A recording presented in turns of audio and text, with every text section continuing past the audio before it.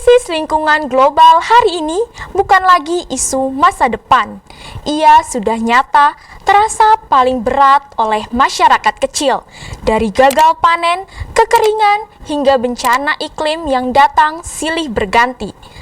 Namun, di balik krisis ini ada ketimpangan, keputusan-keputusan penting sering diambil segelintir pihak. Sementara suara dari negara-negara berkembang jarang terdengar. Disinilah media global seharusnya hadir, bukan sekedar memberitakan, tapi menyuarakan keadilan lingkungan. Aktivis dan NGO internasional pun turut menguncang dunia dengan aksi ekstrim, dari demonstrasi hingga protes di ruang publik. Meski kontroversial, mereka berusaha membangunkan kita semua bahwa waktu kita menyelamatkan bumi sudah hampir habis. Waktu kita telah habis, tapi Jakarta masih menyala. Bahkan saat ada lagi yang benar-benar terjaga, kota ini tak tidur hanya menunda bangun. Dari motor, gelas kopi, sampai AC di ruangan kosong. Tanpa sadar kita ikut menyalakan krisis yang kini membakar tak kenal musim. Mungkin saatnya kita dengarkan mereka yang sudah lama bersuara.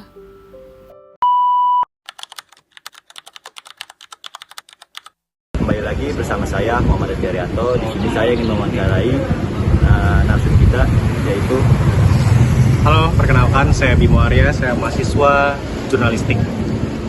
Oke, di sini yang saya ingin bahas itu judulnya peran media global dalam krisis lingkungan. Yang pertama itu pertanyaannya itu menurutmu apa bentuk paling nyata dari krisis lingkungan global saat ini yang terasa secara langsung bagi masyarakat bawah? Untuk krisis lingkungan atau krisis iklim merupakan suatu permasalahan yang kompleks dan sangat-sangat urgent gitu ya. Dan ini menjadi perhatian bukan hanya lokal atau di skala Indonesia atau nasional, tapi juga dalam skala internasional. Dampak yang dirasakan adalah sehari-harinya kita merasakan panas, sederhananya seperti itu.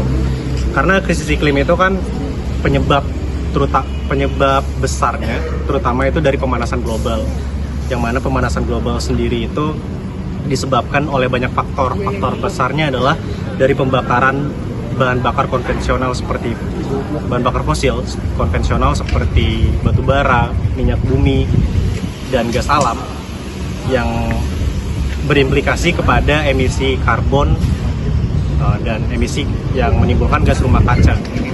Dampak yang kita rasakan adalah, ya kalau saya sendiri dalam kehidupan sehari-hari saya merasakan cuaca yang ekstrim, terutama hujan yang tidak menentu. Kayak sekarang kan seharusnya sudah musim panas, tapi masih turun hujan juga.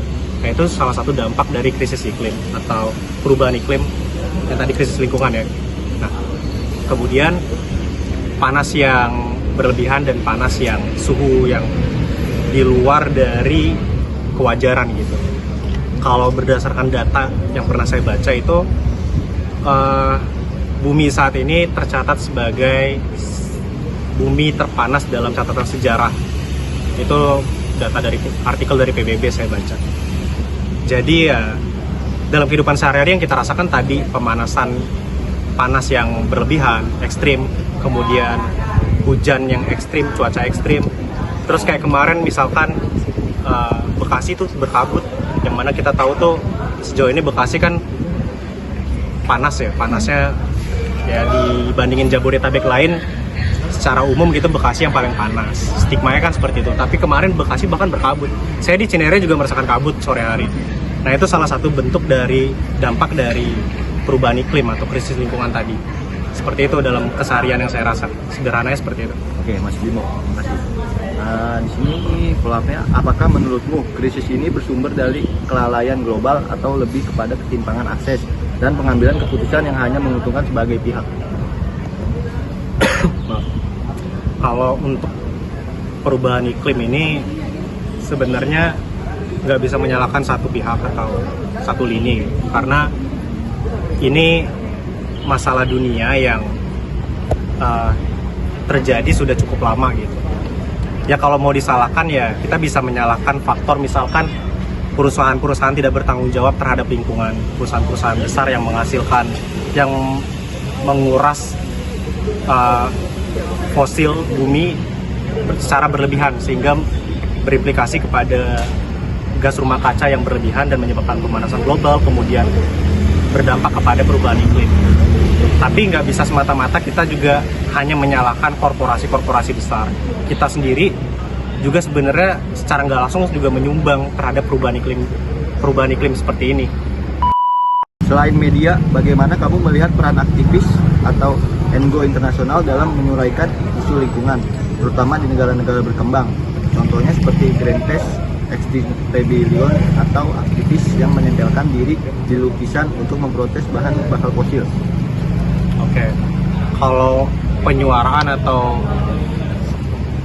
penyeruan perihal krisis iklim, saya rasa terkhususnya di negara-negara berkembang ya, saya rasa itu sudah cukup dimasifkan, terutama oleh NGO tadi seperti yang disebutkan ada Greenpeace.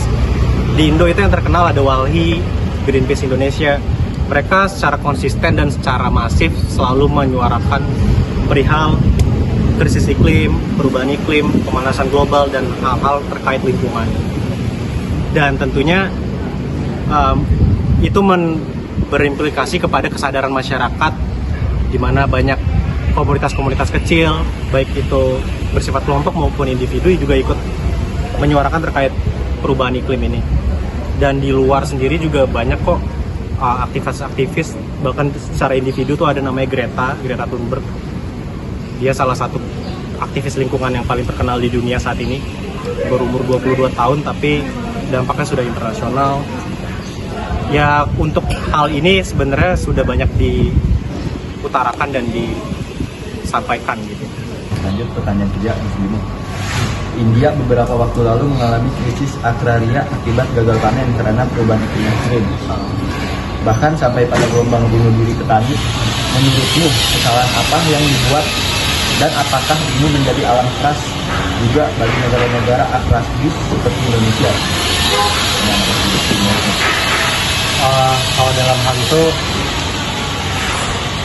sebenarnya di Indonesia juga ada belakangan ini tuh saya lupa tahun berapa itu ada di Gorontalo seorang petani yang bunuh diri. Tapi kalau kita tarik ke belakang itu kan sebenarnya kita bisa ngebagi dua antara dampak yang direct sama dampak yang indirect gitu. Dampak ya perubahan iklim itu sampai ke kasus bunuh diri itu kan sebenarnya dampak yang indirect, karena ya dari perubahan iklim terus berpengaruh ke lahan pertanian yang gagal panen misalkan karena cuaca yang ekstrim, panas yang berlebihan, yang karena kan di pertanian itu kan udah ada siklus tuh, kapan panennya, kapan ditanam bibitnya, kan ada siklusnya lah. Cuma karena terjadinya perubahan iklim atau krisis lingkungan ini kan siklus itu jadi terganggu gitu, sehingga siklus yang sudah pasti, yang awal sudah pasti menjadi tidak pasti. Nah, dan itu kan berpengaruh terhadap ekonomi seorang petani, yang kalau ditarik lagi bisa ngaruh ke dampak psikologisnya dan sampai ke ranah bunuh diri, suicide gitu. Nah, itu ada di Gorontalo setelah hasil otopsi secara psikologi gitu. Tapi kalau yang di India tadi secara internasional salah siapa? Ya ini kan sebenarnya kejahatan ekologis yang pasti yang terdepan adalah tugas pemerintah untuk menangani, untuk mengurusi masalah kasus ini.